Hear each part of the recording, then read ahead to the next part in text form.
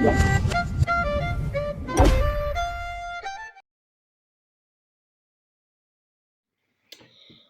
niin, nyt me tehdään video siitä mun lapsuuden ja Mikaelkin on tykännyt nykyään, kun oli kattonut, tosin ei mun käskemänä, niin semmoinen elokuva aikanaan oli kuin Karate Kid. Niin. Ja se oli saanut ensi-iltansa 1984, se on näytetty Amerikassa kai, niin elokuvateattereissa, mutta mä näin sen ihan, onko mä telkkarista tai sitten niin VHS-kasetilta nähnyt sen. Mutta se on tehnyt vaikutuksen se elokuva. Ja sitten siinä oli pääosissa, siinä oli semmoinen Pat Morita oli se opettaja, vanheliukkeli. Oikealta nimeltään leffassa Miyagi.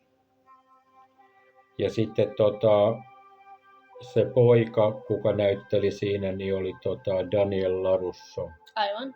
Ja se oli oikealta nimeltään Ralph Macchio. Ja sitten sen elokuvan oli ohjannut semmoinen, kuka oli tehnyt Rocky-elokuvan. Se sama ohjaaja. Joo. Sitten se oli hauska, siinä elokuvassa oli, kun mä tykkään kasveista, niin se oli se opettaja kasvatti semmoisia bonsai-puita. Ja jossain vaiheessa se antoi sille pojallekin semmoisen bonsai-puu, että se sai niinku opetusmielessä tai tämmöisessä kasvatusmielessä kasvattaa sitä bonsai-puuta. Niin. Ja sitten se niinku, tiedättekö te se yksi kohta, missä se Daniel LaRusso laittaa sen, onko se nyt Johnny Lawrencen päälle sitä vettä silleen, ja se oli siinä suihkussa se Halloween-asu. Niin ne oli siellä tanssiaisissa ja sitten ne sen kiusaajat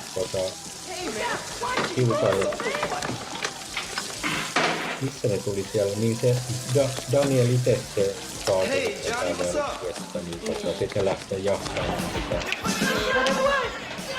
jahtaamaan sitä Danielia siellä juhlissa ja ne juoksee sinne ulos.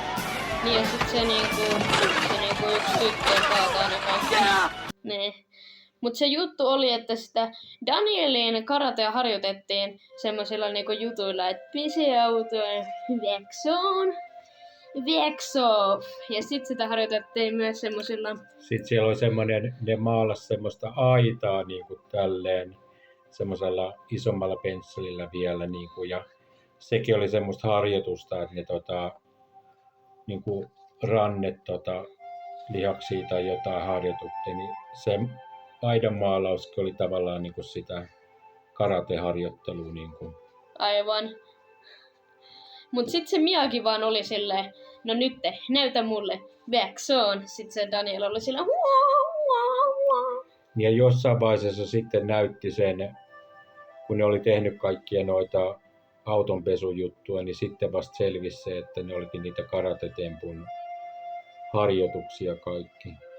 Ja sitten siinä oli se juoni, että ne kiusaajat piti jättää rauhaan se Daniel siksi aikaa, kun että se Daniel osallistuu siihen karatekilpailuun, niin siinä sitten ne kiusaajat ja Daniel otti yhteen, että siihen asti piti ottaa niinku, ettei saanut kiusata sitä Danielia, että sen pitää saada harjoitella siihen asti, että sitten ne siellä kisassa sitten katsoo kuka on kuka. Ja siis se sopimus tehtiin silleen, että Miyagi vaan meni ihan pokkana sinne se Kriisin eteen silleen, okei, sovitaanko semmonen, että sitten kiusaa minun oppilaatani ennen kuin sitä kilpailua oli, joo, sovitaanko semmonen. Ja sitten se Kriisi suostui ja sitten se Daniel LaRusso voitti sen John Lawrencen sille kurkipotkulla. Ja sittenhän siitä elokuvasta on tehty sitä vanhasta osasta, niin oli onko niitä tehty 2 vai 3 niitä, että se yhdessä jaksossa se opettaa semmoista tyttöäkin. Sekin on mun mielestä ihan Niin. jännä juttu. Et se on vähän erilainen kuin tuo Danielin opetusjuttu. Ja sitten, jos tiedätte, niin se on se 3. leffa, missä on tää niinku John Kreese ja Terry Silveri. Niin sit kun on tää uusi tää niinku Cobra Kai-sarja, niin ne molemmat on takas siellä. Ja siis, mä en voi edes sanoa siis, toi on maailman paras sarja. Jos on ketään, mikä on niinku mullainen, niin kattokaa 100%. Siis paras sarja ikinä, jokainen jakso 30 minuuttia siis. Ihan paras. Ja mun lempparihahmot on, no ainakin Haukka ja se Kwon-tyyppi. Mäkin on tehnyt Haukasta semmosen piirustuksen. Miksi nyt on väärinpäin, mutta joo. Ei oo vielä valmis, mutta sit kun on, niin mä laitan mun kanavalle. Niin siis ihan täysin paras. Ja siis se niinku, no en oo ihan varma. Siis siellä oli ihan sikana tyyppejä, jotka ois voinut voittaa sen Seikai Taikaa, mutta ei näköjään kukaan voittanut.